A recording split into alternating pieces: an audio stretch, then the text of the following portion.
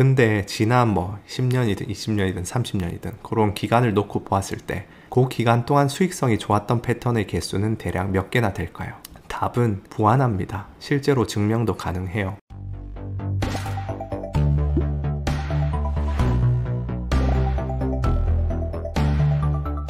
네, 안녕하세요. 월가제입니다. 오늘은 퀀트 투자에 대해서 다뤄보겠습니다. 이제 제 유튜브에 댓글이나 질문 이메일로 이제 퀀트 매매에 대해서 알려달라는 분들이 계셨었는데 제 향후 목표나 방향이라던가 채널의 커리큘럼 상으로 알고리즘 트레이딩이나 뭐 퀀트 매매에 대해서 그렇게 근시일 내에 다룰 생각은 없었어요. 그런데 저희 채널 분들 중에서도 이제 15% 정도 되는 구독자분들이 퀀트 매매를 하신다고 하시고, 또 요즘 조금 퀀트 투자에 대해서 우려스러운 부분이 있어서 이렇게 영상을 제작하게 되었습니다. 그래서 오늘 다룰 목차는 먼저 퀀트의 분류나 원칙, 그런 부분에 대해서 개괄적으로 본 다음에 퀀트 매매에서 조심해야 할 점 10가지를 다루겠습니다.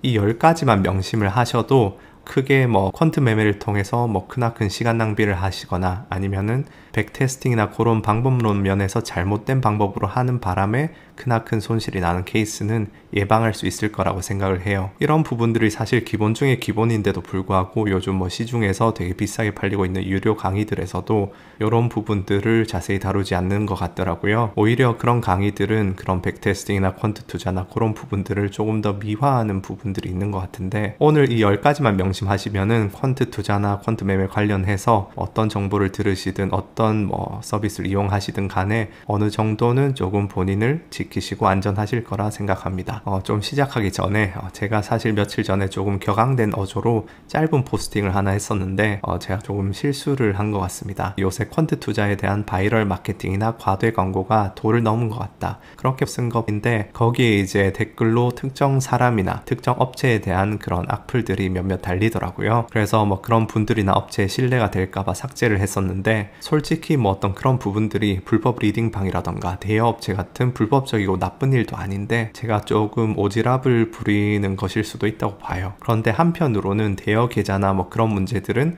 그걸 이용하는 사람들도 불법인 걸 알면서 솔직히 조금 욕심 때문에 들어가는 책임도 있거든요. 근데 요즘 퀀트 투자에 대한 그런 담론들을 바라보면은 이건 그냥 일반적인 사람들, 그냥 열심히 뭔가 정당하게 노력하기 위해서 재테크에 좀 더 노력해보자 해서 퀀트 투자라는 분야에 입문하시는 분들에게 좀 피해가 갈 수 있겠다는 생각이 들더라고요. 왜냐하면 퀀트 투자라고 하면은 흔히 이제 인식이 과학과 통계라는 키워드가 섞여서 사람들이 사실은 비과학적인 부분이 들어있는데도 오해할 수 있게 만드니까. 그래서 불법 리딩방, 대여 계좌는 누가 봐도 불법적인 거라서 피하려면 피할 수가 있는데, 이거는 그냥 열심히 하려는 선량한 피해자가 생길 수 있겠다 싶더라고요. 누구나 며칠만 하면 금방 퀀트 투자 고수가 될 수 있다거나, 아니면 이거는 수십 년의 데이터로 검증된 전략이라던가, 아니면 지난 10년 동안 20% 복리 수익 냈으니까 앞으로도 그럴 거란 뉘앙스로 이야기를 한다던가, 그런 것들의 의도가 악의적이지 않고 그냥 던지는 말일 수도 있지만, 많은 사람들 중에서 주린이 분들 누군가는 오해를 하고 착각을 해서 그런 백테스팅에 많은 시간을 허비하고 금전적인 손실까지도 낼 수가 있거든요. 그 백테스팅 결과에 대해서 지나친 믿음을 가지고 약간 신념을 가지고 하면은. 그래서 미국 금감원 SEC 규정상은 펀드가 그런 식으로 고객한테 마케팅을 하면은 그대로 불법으로 적발이 됩니다.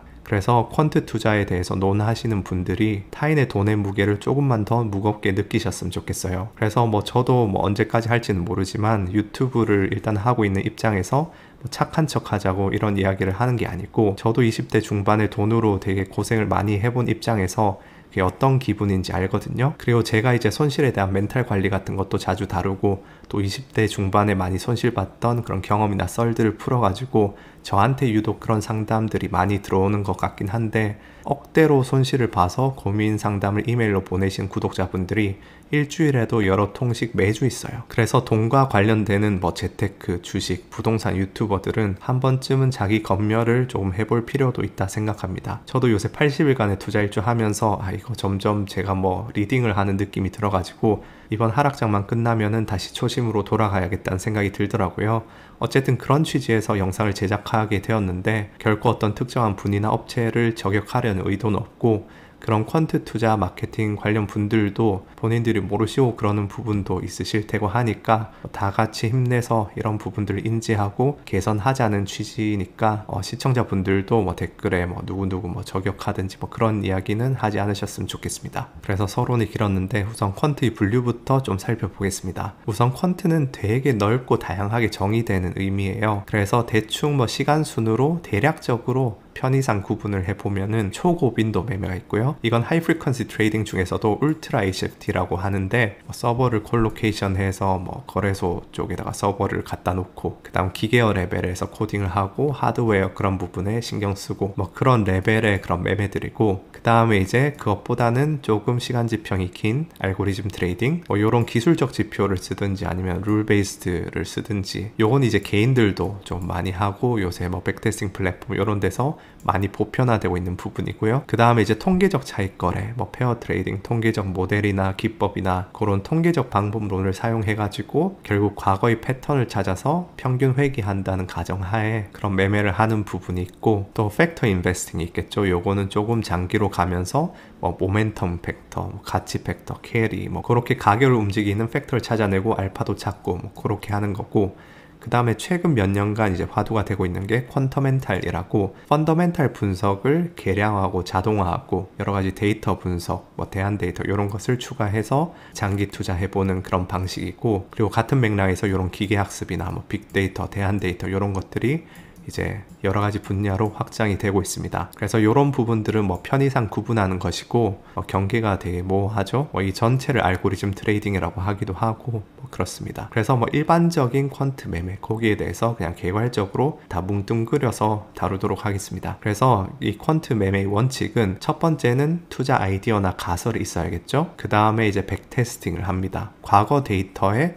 그런 투자 아이디어나 그런 뭐 가설을 검증해 보는 거죠. 요렇게 하면 돈을 벌 수 있는 것 같은데, 그러면 과거 데이터에다가 과거에 요렇게 했을 때 돈이 실제로 벌렸나 그거를 검증해 보는 거죠. 그래서 백테스팅에서도 수익이 잘 나오면은 실전 매매를 하고, 그러면서 이제 리스크 관리도 해주는 요 네 가지로 이제 프로세스가 진행이 됩니다. 그래서 사실 퀀트 매매는 2010년대 중반 정도까지만 해도 사실상 어떤 기관들의 전유물, 기관 중에서도 그런 뭐 이공계 박사들이 있는 퀀트들이 있는 그런 퀀트 펀드의 전유물이었는데, 점점 기관들에서도 이제 뭐 엑스큐션이나 그런 면에서 보편화가 되고 있고, 그리고 또 미국에서 뭐 콘토피안이나 그런 백테스팅을 되게 쉽게 만들어주는 서비스가 론칭을 하면서 일반 개인들도 그런 퀀트 매매를 손쉽게 이용할 수 있게 되면서 많이 보편화되고 있는 추세입니다. 근데 그와 동시에 조금 잘못된 퀀트 투자의 이해도 요새 점점 늘고 있는 것 같아서 그런 예시를 한번 들어보면은 뭐 예를 들어서 지난 15년 동안 PBR이 0.92하고 지난 12개월간 상승한 기업에 투자를 했더니 연수익률이 20.2%가 나온다. 그거를 PBR을 좀 바꿔보니까 뭐 14%, 17.8%가 나온다. 그래서 이제 백테스팅을 이렇게 쭉 해보니까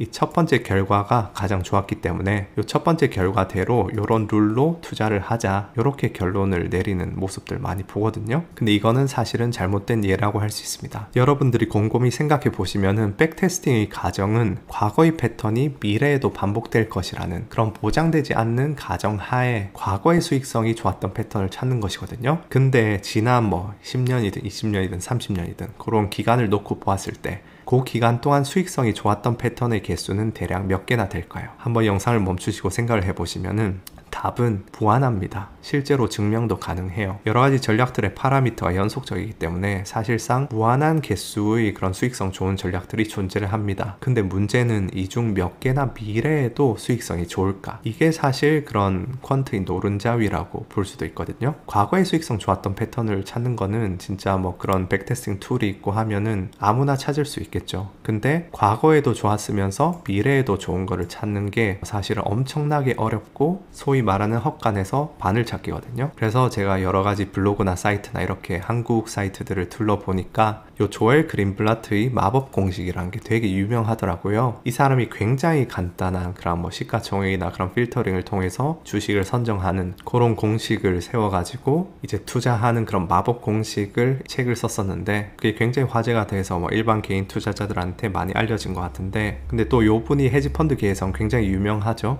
1980년대부터 이제 투자를 했는데 그 투자한 기간 동안 워렌 버핏보다 더 높은 수익률을 기록해가지고 그래서 더 마법 공식이 이제 각광을 받은 것 같은데, 결론부터 말씀드리자면 이 그린블라트는 퀀트가 아니고 또 이 사람의 헤지펀드는 마법 공식만으로 투자한 게 아니에요. 그 좋은 수익률이 마법 공식으로 투자한 게 아닌 거죠. 이 펀드는 같이 투자한 게 스페셜 시츄에이션 그런 인베스팅도 했었는데, 그거는 이제 뭐 스핀오프 같은, 예를 들어서 어떤 회사가 분리된다든지 그럴 때 이제 나오는 가격의 괴리라든지 엣지, 그런 부분들을 이제 포착해서 수익을 내는 그런 방법론들이랑 같이 사용했거든요.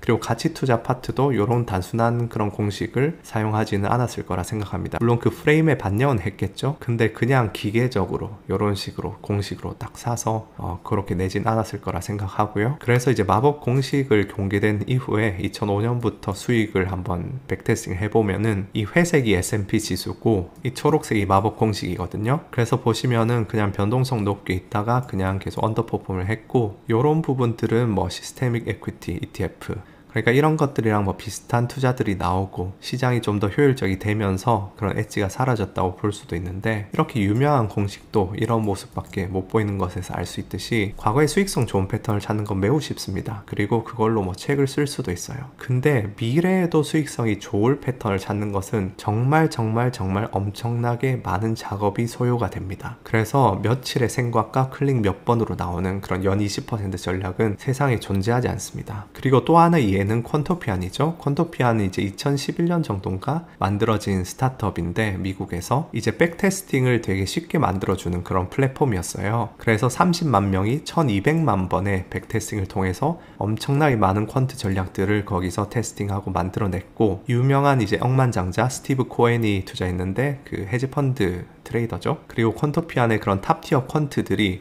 논문까지 출판해가면서 이런 전략 중에 미래에도 수익성 좋을 전략을 어떤 기준으로, 어떤 그런 통계적 방법론으로 추려내야 되는지, 그런 부분들을 진짜 집중적으로 연구를 많이 해서 전략 선정을 해서 그걸로 어떤 새로운 헤지펀드를 굴려보자, 이런 발상이었는데 처절하게 실패했습니다. 결국은 작년에 문을 닫았고요. 왜 이런 현상들이 벌어질까요? 그리고 뭐 퀀트 매매, 퀀트 투자를 하시려는 시청자분께서는 이런 결과를 이제 어떻게 하면 피할 수 있을까요? 물론 완벽히 피할 수는 없겠죠. 그리고 저는 상당히 어려운 작업이라 생각하는데, 그럼에도 불구하고 도전해 보시려면은 최소한 이 10가지는 명심을 하시고 조심을 하셨으면 좋겠다. 그런 관점에서 하나씩 말씀드려 보겠습니다. 이 10가지만 명심해도 백테스팅을 잘못해가지고 시간 낭비하고 또 손실을 보고 그런 거는 면할 수 있지 않을까 싶습니다. 물론 백테스팅을 잘한다고 해서 수익 내는 보장은 없습니다. 먼저 첫 번째는 데이터를 의심해 봐야 된다는 거예요. 보면은 막 구글, 야후 데이터 이런 걸 쓰시는 분들도 있는데, 그런 데이터는 생각보다 굉장히 더럽습니다. 그래서 퀀트 트레이딩을 바닥부터 시작하려는 분들은 정말 데이터에서 많은 태클이 들어와요. 이런 무료 데이터는 되게 더럽고 오류도 많고, 그 다음에 데이터를 깨끗하게 만드는 그런 데이터 클리닝 작업에는 그냥 오류만 찾아내면 된다고 생각하실 수도 있는데, 생각보다 사람의 주관적인 판단이랑 편향도 들어가기 마련이에요. 예를 하나 들어보겠습니다. 어떤 주식이 40일에서 43불대에서 매매가 되다가 마감을 했어요. 근데 장마감 즈음에서 어떤 트레이더 한 명이 주문 실수를 해가지고 $28에 일주가 체결되어 버렸습니다. 그러면 엄밀히 말하면은 그날 저점은 $28죠? $28에서 이 사람은 실수해서 큰 손해를 봤지만 어쨌든 저점이 $28로 찍혀야 되잖아요. 그게 사실이잖아요.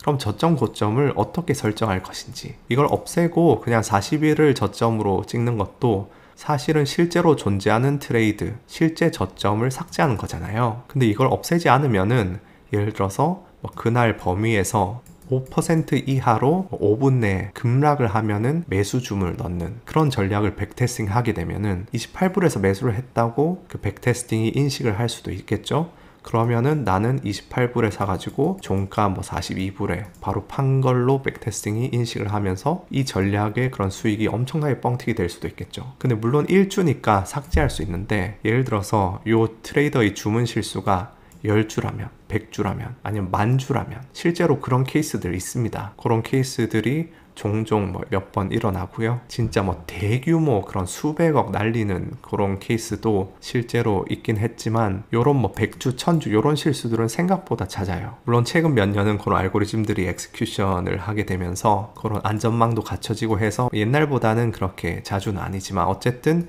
백테스팅 데이터는 그런 알고리즘 엑스큐션이 되기 이전 데이터 뭐 2011년, 2005년 그렇게까지 뒤로 가게 되면은 이런 케이스들이 심심찮게 보이거든요. 그럼 그것을 어떻게 처리할 것이냐. 그리고 여러 거래소에서 매매되는 상품들이 있습니다. 그런 상품들일 경우에는 그런 여러 가지 거래소의 데이터가 통합이 돼서 뭐 저점, 고점이라든지 매매 데이터, 거래량 이런 것이 잘 클린하게 통합이 된 데이터인지 아니면은 몇 개 거래소 데이터만 받아와서 약간 불완전한 매매 데이터로 백테스팅을 하고 있는지 데이터 비용이 싸면은 고를 가능성이 있거든요. 그리고 MDD를 계산할 때 종가 아닌 저가 기준으로 하는지 예를 들어서 뭐 월별로 리밸런싱 하는 전략 같은 것을 백테스팅 할 때는 1단위 데이터를 쓰면서 그냥 종가를 쓰는 경우도 있습니다. 근데 사실은 그런 드로우다운을 계산하려면은 인트라데이 드로우다운도 봐야 되잖아요. 뭐 그런 사소한 부분들 혹은 뭐 선물로 백테스팅 할 때 만기가 있는 상품이면은 어떻게 이걸 롤오버 하는지 혹은 백테스팅 같은 경우에는 뭐 연속적인 그런 선물 만기들 이어서 데이터를 만들어서 백테스팅을 하는데 그 만기 롤오버를 어떻게 취급할 것인지 그런 문제들 이외에도 굉장히 많습니다. 근데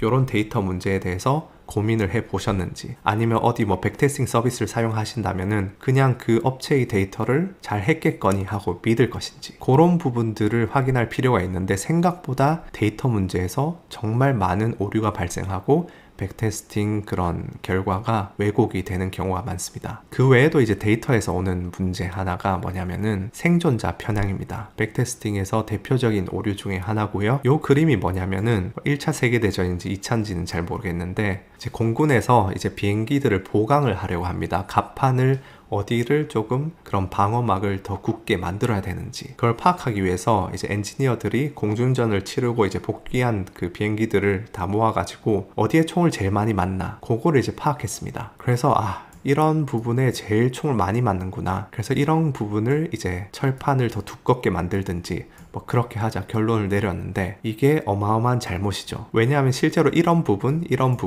아니면 이런 부분들 거기에 피격당한 비행기들은 다 추락해서 복귀를 하지 못했거든요. 그래서 주어진 데이터로 결론 내리는 게 얼마나 위험한지 그걸 잘 보여주는 예시인데 이제 주식 투자에서 생존자 편향이라고 하면은 예를 들어서 지금 보면은 80년대 애플과 마이크로소프트를 샀으면은 정말 대박이 났겠다 이렇게 생각을 해서 그런 뭐 테크 주식들을 사는 전략을 수립을 한다고 해봅시다. 근데 실제로 80년대 그 당시에 애플이나 마소급으로 유망한 회사들은 당시에 30개가 넘었어요. 그리고 그 중에 28개는 사라진 거죠. 그래서 단 2개밖에 살아남지 못했습니다. 그래서 이 둘밖에 살아남지 못했는데 이 둘을 바라보면서 그렇게 지금 투자하면 대박 나겠다 생각하는 거죠. 그래서 이런 식으로 현재 생존해 있는 회사들로만 백테스팅 대상으로 삼아서 백테스팅을 하면은 수익률이 뻥튀기 될 수밖에 없습니다. 그리고 이건 당연히 백테스팅 기간이 길면 길수록 더 큰 문제가 되겠죠. 왜냐면 그 긴 기간 동안에 분명히 그 초기에는 있었는데 사라져버린 회사들이 많을 테니까. 근데 생각보다 많은 주린이 분들이 이런 백테스팅을 시작할 때 처음에 그런 스탁 유니버스를 정하잖아요. 그런 어떤 주식들에 대해서 백테스팅을 할 것인지 그 범주를 정할 때 현재 존재하는 회사들로 구성을 해요. 그래서 그 안에서 이제 뭐 여러 가지 잣대로 백테스팅을 해서 어떤 식으로 이제 좋은 회사를 그 중에서 고를 것인지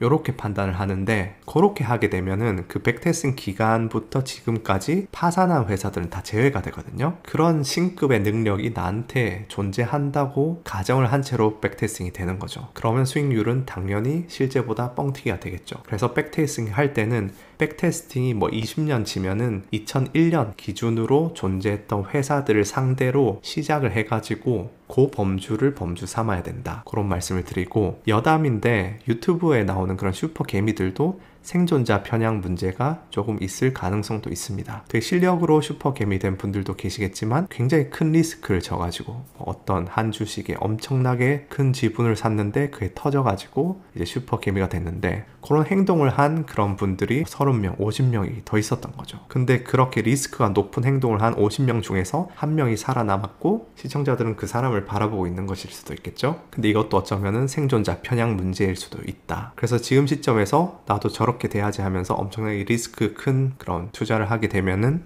확정적으로 그렇게 되는 게 아니고 그럼 50명 중에 한 명이 운 좋게 되어야만 그렇게 된다는 거. 그래서 이런 편향들을 인지하고 있는 것만으로도 되게 합리적이고 현명한 투자를 할 수가 있다. 그래서 백테스팅 플랫폼을 사용할 때는 아까 전에 말씀드렸던 그런 데이터 문제라든지 아니면 생존자 편향 문제를 전부 다 그냥 해당 업체에 위임한다고 보시면 돼요. 나이브하게. 근데 과연 그 업체가 이런 부분들이나 아까 데이터 문제를 정말 엄밀하게 그런 유저들의 입장에서 유저들의 수익률을 실전 수익률을 걱정하면서 많은 자본을 투입해가지고 데이터를 깨끗하게 만들고 했을까?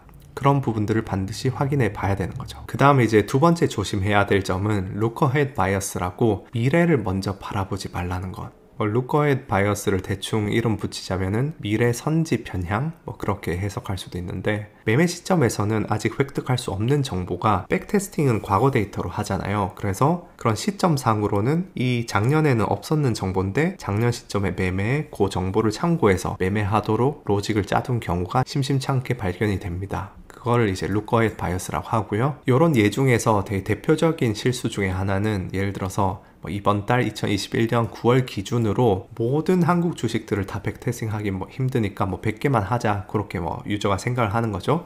그래서 코스피 시가총액 상위 100위를 추려가지고 요걸로 이제 백테스팅을 합니다. PER이 어떠면은 사는 전략 그렇게 해가지고 10년간 백테스팅을 했더니 수익률이 매우 좋아요. 근데 뭐가 잘못됐을까요? 지금 2021년 9월 기준으로 코스피 시가총액이 상위 100위를 추렸죠. 그 종목들만 추렸는데 지금 10년치 백테스팅 하면 2011년 기준으로 2021년에 무엇이 상위 100위 안에 들어가 있을지를 미리 알고 하는 거나 마찬가지죠. 시가총액 상위라는 것은 사실은 그 주식 가격이 계속 꾸준히 올라왔다는 뜻이니까. 근데 사람들이 이런 부분들은 신경 써도 은근히 시가총액으로 끊어가지고 몇백 개만 하자 요렇게 생각하는 부분에 있어서 되게 실수를 많이 하거든요. 그리고 또 한 가지 얘는 기업의 재무제표 펀더멘탈 실적 데이터로 백테스팅을 할 때 매 분기별로 각 기업들이 실적 발표 그런 거를 하는 날짜들이 다 다르잖아요. 근데 그 각 기업들이 실적 발표를 하고 나서 그 이후에 리밸런싱이라든지 하여튼 매매가 이루어지는지 그 다음 달 초에야 이 기업은 이제 실적 발표를 했는데 요 정보를 안 채로 요 며칠 전에 월말이라서 리밸런싱을 한 거죠. 그럼 미래를 이미 알고 이때 매매를 하게 되는 거죠. 그런 것들이 백테스팅에 섞일 수가 있습니다. 그리고 또 한 가지 예시는 예를 들어서 종가 기준으로 뭔가를 매매한다.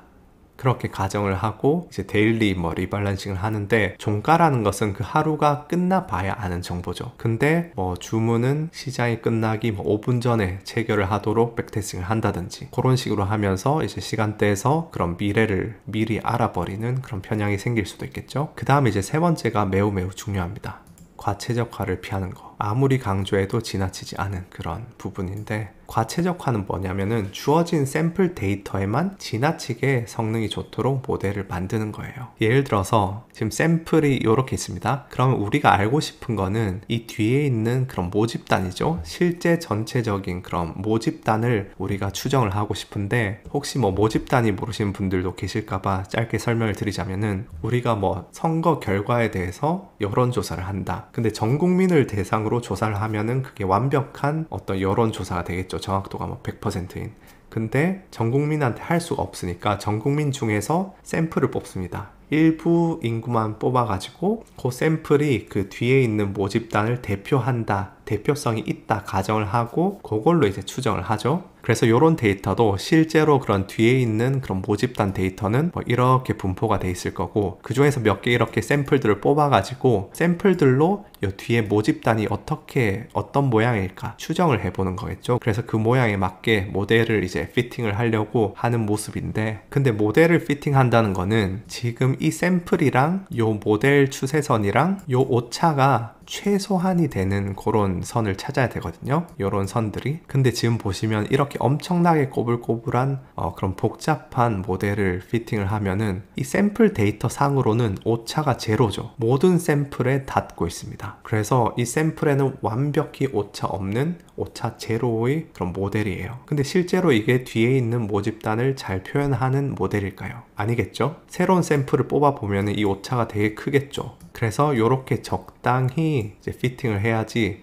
새로운 샘플들이 들어왔을 때 이 오차가 어쨌든 되게 그 합이 적습니다. 반면에 이거는 너무 단순한 직선을 이렇게 피팅을 해버리면은 언더핏, 최적화가 덜 됐다. 그래서 그냥 샘플 상으로도 오차가 그냥 커버리는 거죠. 그래서 어떤 모델링에서 제일 중요한 게 이렇게 적당히 최적화를 하는 것인데, 많은 분들이 백테스팅을 하실 때 과거 데이터 어떻게 보면 샘플 데이터죠. 그 샘플 데이터에 이런 식으로 그냥 그 샘플 안에서 수익률이 그냥 극대화되도록 온갖 그런 규칙을 집어넣어 가지고 수익률을 그냥 최대한 높여 놓는다는 거죠.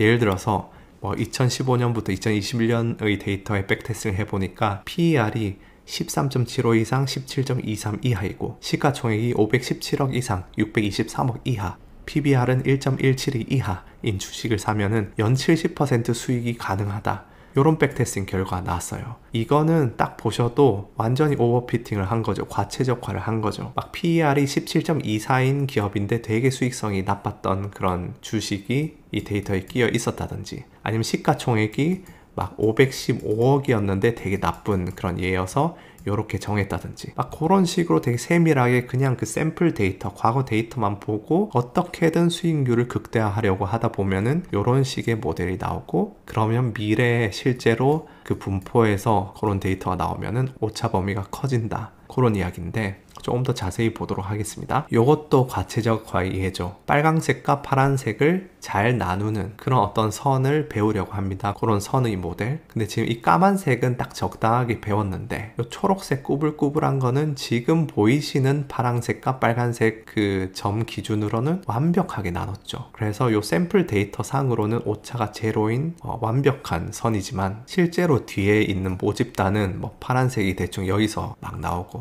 빨간색 막 여기서 이제 막 나오면은, 실제 미래에 새로 그런 데이터가 들어오면은 이 초록색 선은 오차가 되게 많을 거다. 그렇게 추측할 수 있겠죠? 그래서 과거 데이터에 너무 상세히 끼워 맞추면은 미래에는 적용이 안 된다. 이것도 뭐 비슷한 예인데, 재학 중이던 학생 100명의 인적사항에 대한 상세한 데이터를 수집했다. 이를 토대로 올해 재학 중인 학생 100명 중에 성적이 좋을 학생을 판별해라. 그럼 막 이렇게 뭐 성이 정시고 뭐 키는 요 사이고 막 그렇게 작년의 상위권 학생들의 데이터에 지나치게 막 최적화시켜서 그런 판별 규칙을 정하면은 올해 재학 중인 학생한테 이걸 적용해버리면은 진짜 얼토당토 안 할 수가 있다는 거죠. 그냥 뭐 공부 시간이 몇 시간 이상인 학생들로 이제 판별 규칙을 정하면은 작년 재학 중이던 학생들의 데이터에 끼워보면은 뭐 요렇게 세세한 것보다는 정확도가 낮을 수 있어요. 근데 정확도는 조금 낮지만 실제로 올해 재학 중인 학생한테 해도 여전히 정확도가 그만큼 괜찮을 확률이 높은 거죠. 그러면은 이런 과체적화 문제를 어떻게 하면 완화할 수 있을까요? 모든 백테스팅은 어느 정도는 과체적화 문제를 가지고 있고 완전히 제거하는 건 불가능해요. 그래서 뭐 예를 들어서 지난 5년치 데이터에 백테스팅한 전략의 수익률이 향후 미래의 3년간 유효할지 어떻게 알까? 그 질문에 대해서 완벽한 답은 그냥 3년간 매매해 보는 거겠죠? 근데 이거는 사후적인 거라서 3년간 매매했는데 손실 나고 하면은 무의미하겠죠? 그래서 한 가지 방법은 out of sample 데이터라고 샘플 외의 데이터를 이용하는 것이에요. 뭐 이건 제가 이 번역이 맞는지 모르겠는데 보통 OOS 데이터라고 하거든요. 그래서 예를 들어서 2015년 9월부터 2021년 9월, 그러니까 6년치 데이터에서 수익률 좋은 전략을 찾아서 2021년 10월부터 매매하는 거는 별로겠죠? 이렇게 하는 게 아니고 2014년 9월부터 2020년 9월까지 6년 데이터를 써가지고 수익률 좋은 전략을 찾은 다음에 그거를 이제 2020년 10월부터 2021년 9월에 백테스팅을 한 번 더 해보는 거죠. 그러니까 2014년부터 6년간의 데이터에서 백테스팅 하면서 수익률 좋은 걸 찾은 다음에 그거를 2020년 10월부터 실제로 매매해 본다고 상상을 하고 요 1년 동안 백테스팅을 해보는 거예요. 그래서 그 결과가 좋으면은 2021년 10월부터 실전 매매를 하는 거죠. 근데 물론 이렇게 나누면은 또 다른 문제가 생기긴 하는데 조금 이따 그거는 다루도록 하고, 지금 이제 전하고자 하는 부분은 샘플 데이터가 이만큼 있으면은 요만큼을 따로 떼놓는 거죠. 따로 떼놓고 요만큼 데이터에서 열심히 전략을 찾고 뭐 백테스트를 많이 하고 여기에다 최적화를 해본 다음에 바로 실전 투입하는 것이 아니고, 요렇게 이제 전략 찾는데 쓰지 않았던 데이터에다가 자 이제 실전이다 상상하고 여기 써보는 거죠. 그게 이제 샘플 외 데이터 OS 데이터를 이용하는 것이라 하고요. 뭐 데이터 과학에서는 학습 데이터, 검증 데이터, 트레인 데이터, 테스트 데이터, 아니면 디벨롭먼트 데이터, 뭐 그런 용어들은 굳이 뭐 중요하진 않고, 그래서 4번은 3번에서 이어지는데 검증 기회는 단 한 번뿐이다. 요게 굉장히 중요합니다. 진짜 아무리 강조해도 부족함이 없는 정말 중요한 어떤 문장인데 요 샘플 외 데이터 테스팅에 대해서 좀 더 다뤄보도록 하겠습니다. 이제 샘플 데이터와 샘플 외 데이터, 그러니까 뭐 다양한 명칭이 있는데 이제 이 영상에서는 학습 데이터, 검증 데이터로 통일을 하겠습니다. 아까 전 예시에서 보시면 2014년부터 뭐 2020년까지 데이터는 학습 데이터, 그러니까 학습 데이터는 전략을 찾는 데 쓰인 데이터, 그 다음 전략을 찾고 나서 요거를 이제 검증해 보는 거, 그 마지막에 이제 1년 동안 그 데이터 백테스팅 한 거를 이제 검증 데이터, 그렇게 그냥 부를게요. 그래서 지금 이 그래프는 뭐냐면은 규칙이나 모델이 얼마나 복잡한지, 오른쪽으로 갈수록 정말 더 복잡한 모델인 거죠. 그러니까 뭐 173cm부터 뭐 173.25cm 뭐 이런 식으로 아까 규칙을 정하고 그렇게 하면 할수록 이제 복잡도가 올라가고요. 그 다음 이거는 예측 오류, 그러니까 실전에 투입해 봤을 때 오차가 얼마나 큰지 그건데, 보시면은 트레이닝 샘플, 그러니까 학습 데이터에서는 복잡한 모델을 쓰면 쓸수록 오차가 줄어듭니다. 아까 전에 막 이렇게 이제 샘플들이 있는데 막 이렇게 꼬불꼬불해서 막 복잡하게 할수록 요 샘플 데이터 안에서는 오차를 제로로 없앨 수 있었죠. 그래서 모델을 엄청나게 복잡하게 하면 할수록 오차는 0에 수렴해 가고요. 근데 그렇게 학습한 모델을 이제 따로 떼둔 그런 검증 데이터로 한번 시험을 해보면은 오차가 얼마나 나오느냐. 처음에 모델이 굉장히 단순한 뭐 직선이라든지 되게 언더피팅을 했을 때는 오차가 비슷하게 나옵니다. 근데 모델이나 규칙이 점점 복잡해지면 복잡해질수록 지금 이 학습 데이터상의 샘플에서는 오차가 계속 줄어드는데, 이 검증 데이터에서는 바닥을 찍고 지나치게 복잡해지기 시작하는 시점부터 오차가 더 늘게 돼요. 그래서 뭐 투자에서 백테스팅으로 비유를 하자면은 굉장히 백테스팅을 막 많이 돌리고 이것저것 되게 세세한 그런 규칙들을 정하고 많이 백테스팅 해보고 그러면서 막 되게 세밀하게 그런 뭐 파라미터 같은 거 PER 값을 뭐 얼마 이상으로 해야 된다, 그런 것들을 세세하게 복잡하게 만들수록 그 과거 데이터상의 수익률은 점점점 올라갑니다. 이건 지금 오차 그래프니까 낮을수록 좋은 거죠. 그러니까 어쨌든 과거 데이터에 되게 끼워 맞춘 백테스팅은 끼워 맞추면 맞출수록 점점 수익률이 좋아지는데, 이걸 실전에 적용했을 때는 이렇게 지나치게 복잡하게 하면 어느 순간부터는 복잡한 룰일수록 실전상에서의 수익률은 낮아진다, 이렇게 되는 거죠. 근데 지금 제가 오차가 낮아지는 것을 수익률이 좋아진다, 오차가 높아지는 것을 수익률이 뭐 나빠진다, 이렇게 표현을 했는데, 엄밀히 말하자면은 오차가 커진다는 것은 수익률이 낮아진다는 것과는 살짝 달라요. 그러니까 백테스팅을 막 엉망으로 하고 엄청 오버피팅을 하고 하면 할수록 백테스팅 수익률과 미래 수익률 사이의 격차가, 오차가 커진다는 것이지, 그 오차가 오히려 무작위적으로 더 높을 수도 더 낮을 수도 있겠죠. 근데 일반적으로 그렇게 오차가 나면은 실전 수익률이 더 나쁘게 됩니다. 왜냐하면은 과거 데이터에 끼워 맞출 때 수익률을 최대한 끌어올리도록 막 끼워 맞춘 거라서 그 수익률에서 오차가 나면 보통 아래쪽으로 오차가 나겠죠. 그래서 그러면은 학습 데이터와 검증 데이터를 어떻게 나눠서 백테스팅을 할 것인가. 예를 들어서 뭐 2011년부터 2021년까지 11년치 데이터로 학습해서 내년부터 적용해 보는 것은 이제 그렇게 나눠서 검증 데이터를 쓰지 않겠다는 뜻이죠. 전부 다 학습 데이터로 써가지고 적용하는 건데, 이건 권장하지 않고요. 이제 아까 전에 말씀드린 그렇게 나누는 것은 이렇게 10년치 데이터로 학습 데이터를 삼아서 학습한 다음에 2021년 마지막 1년을 검증을 한 다음에 2022년부터 적용하는 방법이 있겠고요. 근데 요거는 좀 이따 말씀드리겠지만 그렇게 좋은 방법은 아니다. 그 외에 조금 더 개선된 방법들은 뭐냐?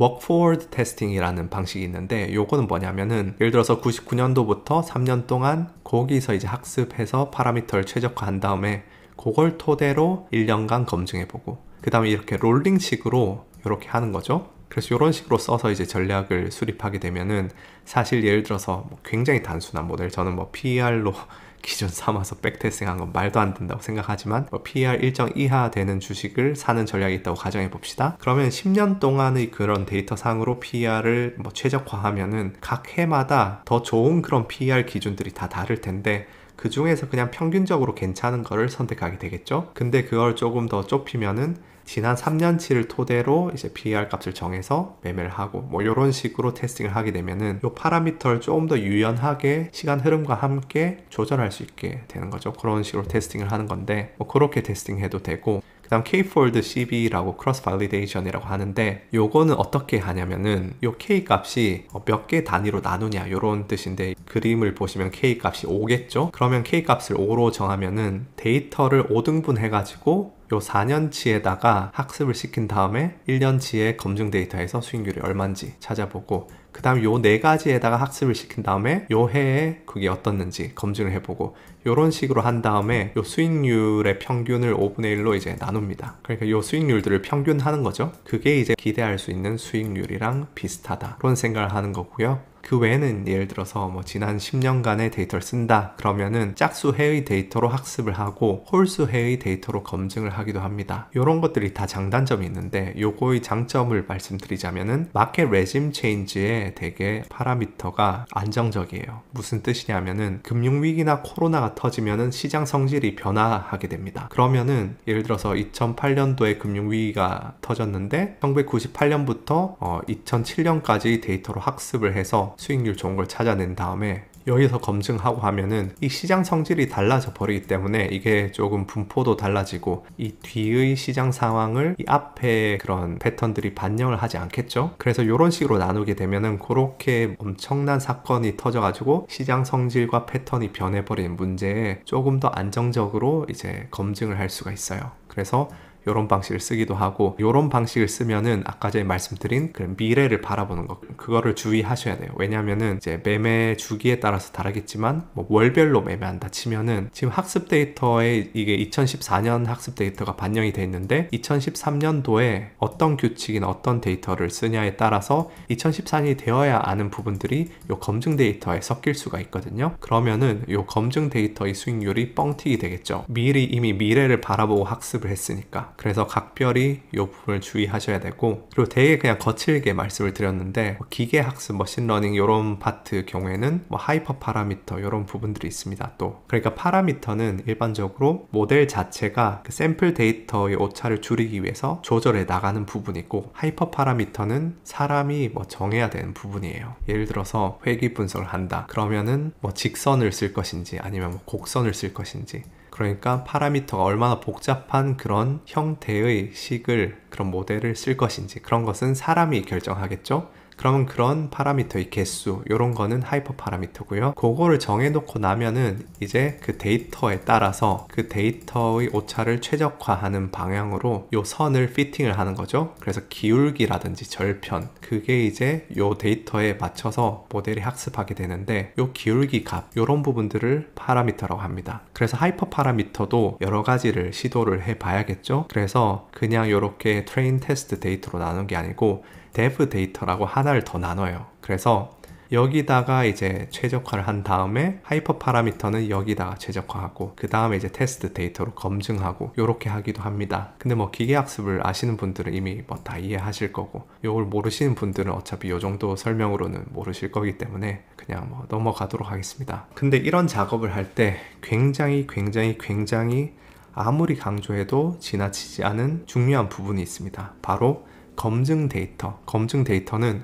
절대로 2번 보시면 안 됩니다. 그 결과를 학습 데이터에서 막 학습을 해서 수익률 좋은 그런 전략을 백테스팅 여러 번 해보고 그래서 찾아내잖아요. 그러면 이 전략이 학습 데이터 상에서는 어쨌든 수익률 좋은 걸 찾았는데 실전에서 이걸 사용해 보면은 정말 그대로 좋을지 그것을 검증하기 위해서 학습 데이터에 사용하지 않았던 그 기간이나 그 데이터를 써가지고 이걸 돌려보는 거잖아요. 근데 이거는 절대로 2번 돌리시면 안 됩니다. 딱 한 번만 돌려보고 딱 한 번 돌렸을 때 수익률이 나쁘잖아요. 그러면 아무리 뭐 몇 년을 노력하고 아무리 이 전략을 만드는데 개고생을 했었어도 전체 전략을 그냥 버려야 됩니다. 왜냐? 실전에 이 전략을 적용했을 때 손익을 볼 기회도 단 한 번밖에 없거든요. 시간을 돌릴 순 없잖아요. 그럼에도 불구하고 아까워가지고 요 검증 데이터에서 나쁘게 나왔다고 다시 학습 데이터만 써가지고 파라미터 좀 조정해보고 그러면서 다시 돌려봤는데 검증 데이터에서 수익률이 좋게 나왔어요. 그렇게 하는 순간 이미 검증 데이터는 검증 데이터가 아니고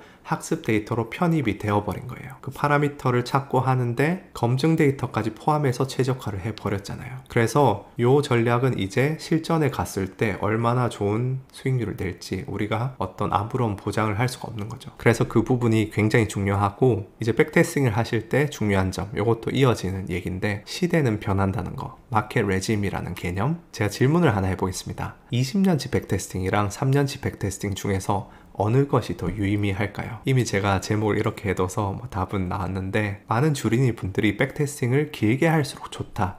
데이터가 많을수록 좋다, 그렇게 생각하시는 분들이 계세요. 근데 저라면은 이 두 가지 백테스팅 중에서 물론 뭐 시간 지평이나 얼마나 자주 매매하냐 그런 거에 따라서 다르겠지만 웬만해서는 3년치를 쓰겠습니다. 데이터의 개수는 많으면 많을수록 좋아요. 근데 같은 분포에서 비롯되는 데이터여야 돼요. 무조건 데이터는 많을수록 좋은데 이미 뭔가 환경이 변해버린 부분에서 오는 다른 데이터가 섞이면은 좋지 않다는 거죠. 그래서 백테스팅을 길게 잡으면 직면하는 문제는 시장의 성질이 변화한다는 거죠. 이거는 이제 이게 실질 수익률 그래프인가? 어쨌든 금리 관련 그래프인데, 지금 보시면은 시기별로 적정 금리라고 하는 그런 개념 자체가 물론 이렇게 변동을 하지만 그 체제 하의 그런 적정 금리 그런 수준이 확확 변하죠.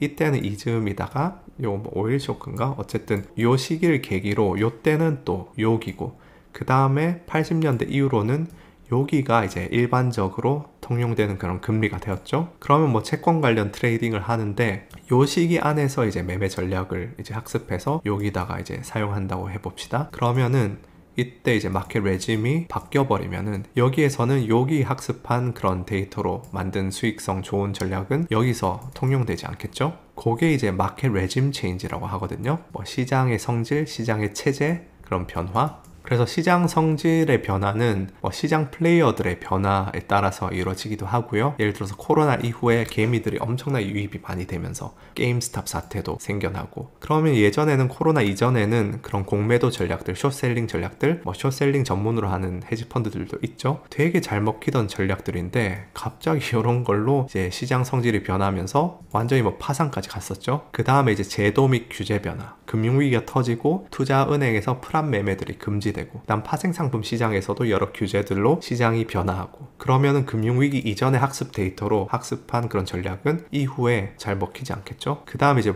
외생적인 이벤트, 오일 쇼크 같은 그런 엄청나게 시장 자체를 변화시켜버리는 그런 거시경제적인 이벤트, 그 다음에 이제 거시경제적인 변화들, 부채 비율이 점점점 이제 올라가면서 금리 수준이 옛날에는 이 정도였는데 이제는 엄청나게 저금리 시대가 된 거. 그러면서 사실 양적 완화 이런 부분들도 이런 저금리에 일조를 하고, 그러면서 성장주들이 갑자기 아웃퍼폼을 지난 10년 동안 엄청나게 했죠. 근데 양적 완화하기 전의 학습 데이터로 수익성 좋은 전략을 찾아냈는데 가치주를 사고 그런 거예요. 그러면은 당연히 향후 10년 동안은 되게 안 좋았겠죠. 그 외에도 신기술 등장, 아니면 산업 구조 변화 그런 부분들이 있습니다. 그래서 20년치 백테스팅 했을 때 2001년의 데이터가 과연 의미가 있을까? 물론 마켓 레짐 체인지라는 것은 어떤 요소를 보느냐 거기에 따라서 좀 달라요. 결국은 전략의 어떤 로직이나 규칙이나 아니면 모델이 어떤 요소들을 보고 어떤 데이터를 사용하는지 거기에 따라서 그 데이터의 레짐이 체인지 되는 것을 봐야겠죠. 그래서 월 단위로도 되게 빨리빨리 성질이 변화하는 데이터도 있을 것이고, 아니면 10년, 15년 정도는 되게 안정적인 그런 데이터도 있을 것이고, 그래서 그런 주기들도 다 다르기 때문에 일반적으로 이렇게 무조건 코로나 터졌다고 해서 그 전에 모든 패턴들이 다 무의미하고 그런 건 아니에요. 근데 어쨌든 20년치 이렇게 하게 되면은 분명히 조금 문제가 있다, 그렇게 보셔도 되고, 만약에 되게 옛날 데이터를 써가지고 유추하려고 하면은 마켓 레짐이 중간에 변화했는데 또 변화하고 해가지고 어쨌든 현재 시점을 반영하는 먼 과거의 데이터면은 이제 또 사용 가능하기도 해요. 그래서 어떤 사람들은 지금 1940년대와 지금이 닮았다, 이런 얘기도 하기도 하는데 여담이고, 그래서 퀀트 트레이딩은 되게 보편화가 많이 되고 일반 개인들도 하고 하는데, 장기 투자하는 거, 퀀트 투자의 어떤 맹점은 어떤 이런 계량적 기법을 장기 투자에 적용을 할 때 많은 데이터 개수를 확보하는 동시에 레짐 체인지를 피하는 게 되게 힘들거든요. 예를 들어서 분단위 데이터를 쓰는 그런 알고리즘 매매 전략이 있다고 해봅시다. 1분에 1시간에 60개 데이터가 있죠. 60분이니까 60개 데이터가 있고, 그러면은 24시간 트레이딩 되는 선물이라고 해봅시다. 그럼 24 곱하면은 1440개 맞나? 1440개 데이터가 있죠. 그러면 1440개 하루가 있으면은 주 5일 매매돼서 250개 251이 있다고 가정하면은 1년에 30 몇만 개? 그 정도 숫자의 데이터가 1년치에 확보가 되죠. 그렇게 1년치만 해도 30 몇만 개의 데이터 개수가 확보가 되기 때문에 충분히 유의미하게 많은 데이터 속에서 검증도 하고 좀 더 복잡한 모델도 써보고 그렇게 할 수가 있습니다. 근데 월 단위로 매매하는 그런 리밸런싱 전략이라고 해봅시다.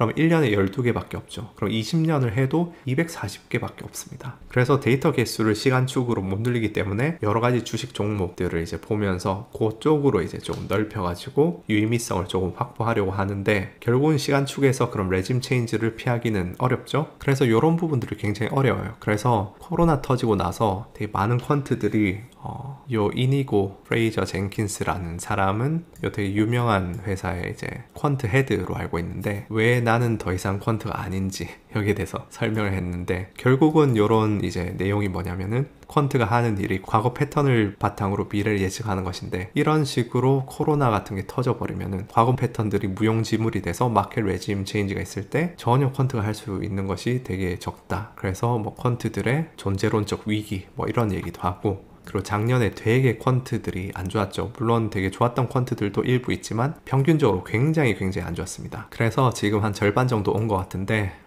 벌써 1시간 반이 지나가지고 일단 1부는 여기까지 하고요. 내일은 이제 2부에서 나머지 6번부터 10번 다루고 장점과 한계, 그 다음 퀀트 공부를 위한 커리큘럼 이렇게 다뤄보도록 하겠습니다. 그럼 2부에서 뵙겠습니다. 감사합니다.